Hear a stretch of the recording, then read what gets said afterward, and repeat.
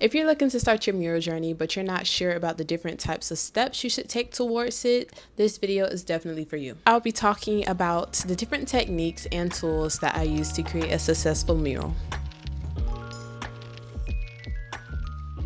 Hey guys, welcome back. If you don't know me, my name is Trinity. I'm a visual artist. I specialize in portraiture as well as drawing, and I am here to share my art journey with you guys, as well as any tips that I find along the way. It's been a while. I've been wanting to create a mural for a long time, and I'm just excited that I finally had the opportunity. I post all of my behind the scenes content on my Instagram as well as my YouTube shorts, so make sure you check that out after this video. First thing that I like to do before even starting the mural, get some type of inspiration. Of course, I scroll on Pinterest, but there's also other websites such as Behance, Dribble that I also love to use to find inspiration. I recommend that you check those out. And then once I find my inspiration, I use Procreate or I just sketch it out in my book. Using Procreate is very efficient because you don't have to worry about erasing too much or starting the whole thing over. You can just backspace. I like to use Procreate. And also, here's a tip: if you want to see how it's going to look in the actual space, you can take a picture of it and then import that into Photoshop or Photopea. If you want a free version, you know what I mean. You can upload your drawing onto that wall and you can actually visualize how it's going to look in the end. Once you have that design layout finished, that's when you're going to go ahead and gather all the supplies that you need. Here's just a checklist of all the different things that you will need. You will, of course, need paint, paintbrush. Yeah, don't forget those too. Bucket of water, tape, mixing stick, chalk, drop cloth, ladder, primer, sealant, rags, reference, a bottle of water so you do not get dehydrated, and a portable charger because you know us, we like to record our process. Duh. As far as the paints, when I did my mural, I used the paint that was supplied at the facility. It was more so of acrylic paint. A good brand, if you're starting out, is Apple Barrel. They're kind of inexpensive, but they don't have big tubes. If you're just looking to do like a home design mural or something that's on a smaller scale, you can start with that brand. If you're looking for bigger projects, then you can go to Nova Colors. I personally haven't used theirs yet, but I've heard a lot about them and I've been wanting to use them. But Nova Color, they supply a lot of different color variations that would be great for mixing. Of course, you can just go to your local industrial store like Home Depot or Lowe's and just get some interior or exterior paint. Depending on where you're painting your mural, you need to be very careful of the types of paint that you use because some paints are only for indoors, and if you were to take it outside, it will not last as long. Here's a key tip. Exterior paints you can use indoors and outdoors. If you just use interior, of course, it's just going to have to be inside. So don't try to put interior paint on outside walls. And getting your supplies ahead of time without having to worry about the hassle if it's going to be arriving on time, especially if you have a client. If you don't have a client, then you can do whatever you want, clearly. But if you do, you want to make sure that you get that process going and there's no delays in it. Now that we got the supplies out of the way, we're going to move on to the prepping. Yay! Now, prepping can take a good amount of work. For the prepping section, a lot of people sometimes skip priming the walls. I understand if you're on a white wall already, but if your wall is not white, you need to go ahead and prime that. Priming it will allow the colors to stand out and as well as hold on more to the wall. So if you were to paint on something that was a bit less paint resistant, it might start cracking. The primer will allow it to stick on and just provide that extra support and adhesion. Honestly, I believe you can use any type of primer just as long as it works. I don't even know what type of primer I use, y'all. I'm not gonna lie to you. If I find it, I'll put it right here. Hopefully I found it.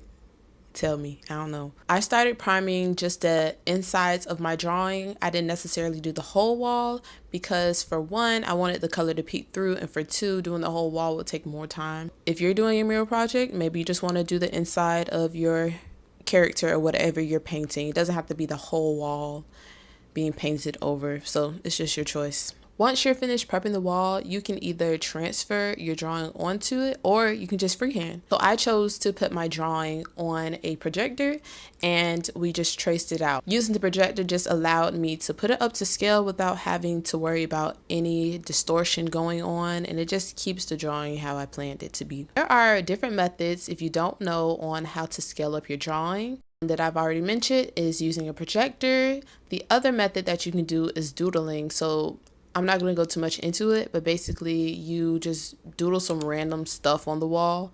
You take a picture of it, and then from that picture, you can use those spots as references to fill it in. Another way that you can do it is the grid method. That one is a little bit more tedious. It involves you creating a grid on your drawing and then formatting that same grid on the wall so that you can just replicate it. So basically you're using those as reference points as well, but it makes it a bit more accurate. And then of course the last method, like I just said, was freehand. So you can just look at your reference photo and just draw it from what you see. Okay, now the fun part. We're starting to create. Literally, there's no tips for it. Just create, do what you want to do. While you're creating, keep a water bucket on the side of you just in case you make a mistake. You can just grab a rag, put it on there, and then wipe it off. Also, when you're creating, having your space somewhat organized will help you out a lot. Of course, we're not going to get too organized because we're artists. Things get messy real quick. Keeping your colors where you can reach them, that will be very helpful. So if you have a step ladder, a table, whatever it may be, just keep everything in your line of reach and you should be good to go. When I was creating, I had a lot of my stuff on the floor and then I had some on a ladder. So if you have a step ladder that has a little table on the top of it, if you know what I'm talking about, those are very helpful because especially if you're reaching up in high places, you don't have to keep on coming up and down the ladder. Now that we have everything created, we already did the prep work and we know what we're looking to have. Everything is done. D-O-N-E. All we have to do now is seal it. So the best sealants I find, I just go to Home Depot or Lowe's. They have plenty. And they have different types of sealants. So you can do a gloss, a satin, or a matte. I prefer either matte or satin only because when you are wanting to take a picture of it or someone else wants to take a picture of it, it doesn't have like such an overwhelming gloss to where you can't get a good photo. So if you're in an area where you want people to use it as like sort of an attraction, maybe stick with those and not gloss. Indoor uses, you don't necessarily always need a sealant, but they do come in handy, especially if your mural is in an active area of whatever building that you're in. Like for mine was at a nonprofit, so I made sure that I had a sealant, so if kids were to touch the wall or whatever, or have food in their hands, it can be wiped off easily.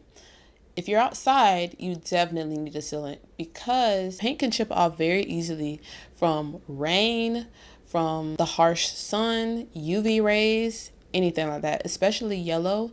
Yellow tends to fade. I hear a lot outside when it comes to murals, so make sure that whatever sealant that you have has some type of UV protection and that it can just ensure that your mural will last a long time. When applying the sealant, you can either use just a regular paintbrush or a paint roller. So it's just depending on what type of surface that you have and how you want it to be done. I did a paintbrush and I did that because I didn't have like a lot of space to cover. And I wanted it to apply on certain parts of the wall and not the whole wall. So that's an option for you as well. Please, please, please make sure your artwork is dry before you seal it, okay? I would say give it a good 1 or 2 days just to make sure that it's completely dry because you do not want to apply that sealant on there and then all your colors start to morph into each other. That's not pretty. And then you got to do all of that work over again. Now, what did I tell you? Okay, now that you have all of this information, it is time to start your mural. I will be listing all the supplies and checklists that you will need in the description below, so you can have that for your own resources. I have a video that talks about the do's and don'ts of taking art commissions. So if you're ever wondering, how can I start my client process and what should I look out for, make sure you check it out right here. Thank you for watching, guys, and stay tuned to the next. See you.